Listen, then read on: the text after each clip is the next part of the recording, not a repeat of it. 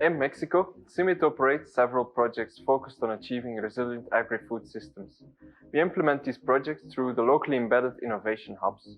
The hubs are delimited by similar agroecological conditions and promote participatory innovation with a territorial approach. In the hubs, we collaborate with local actors with whom field trials and demonstration plots are co-implemented for the validation, adaptation, and scaling of sustainable solutions. Through the hubs, we implement a range of different projects across Mexico.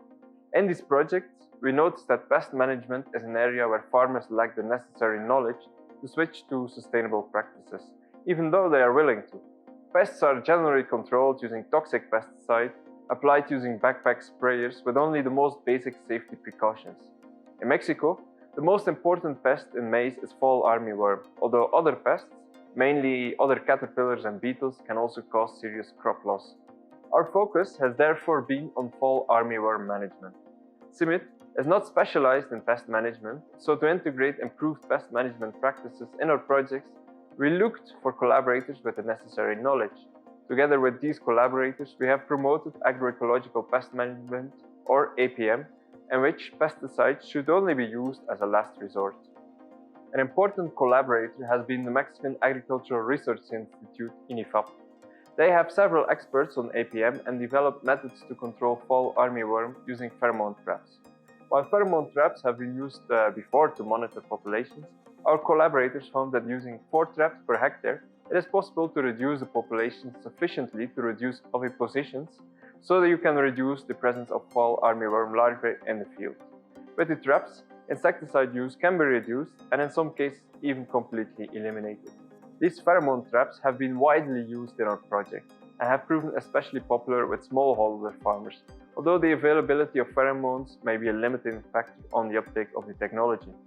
Besides pheromone traps, we have also promoted the substitution of broad-spectrum pesticides with low-impact or organic insecticides such as entomopathogens.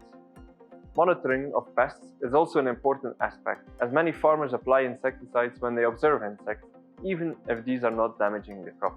In this, the pheromone traps have also been very useful in spreading awareness of APM, as they make the incidence of insects more visible. Beneficial insects can control pests, and we have found them to be present even in the most agro-industrial landscapes we work in. Therefore, creating awareness has also been an important aspect. We keep a record of all pesticide applications in the demonstration fields in our projects. We quantify the percentage of applications with broad-spectrum insecticides and the percentage of applications with low-impact insecticides or alternative practices. We see in the records that in the beginning 90% of applications was with broad-spectrum insecticides such as chlorpyrifos. Over time, we see a change in the type of applications, and in the last couple of years, the majority of applications has been of low impact, such as spinotoram. This shows the success of our work, as these records are from farmers' fields, where the farmers pay for their inputs, so they have to be convinced of changing their practices voluntarily. The data show that this is indeed possible, but it requires a long-term engagement. There are several key factors that have led to this success story.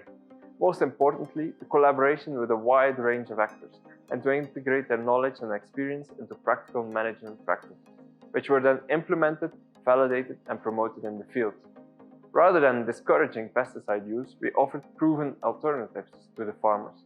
We have also worked on creating awareness and on training of farmers, extensionists, and scientists. Our long-term commitment with the farmers and other actors to promote APM and other practices has generated confidence in the promoted alternatives. And finally, APM has been an integral component of our work. We have not just promoted APM, but we have given farmers advice and support in all of their work. Many challenges remain, such as the appearance of new pests, or improving APM for wheat, or developing other alternatives, such as flower borders or intercropping of service crops. A limiting factor has been the lack of donor interest. While all donors want to reduce the use of pesticides, we have found few willing to fund specific research, so we have only been able to advance by incorporating the work into more general projects.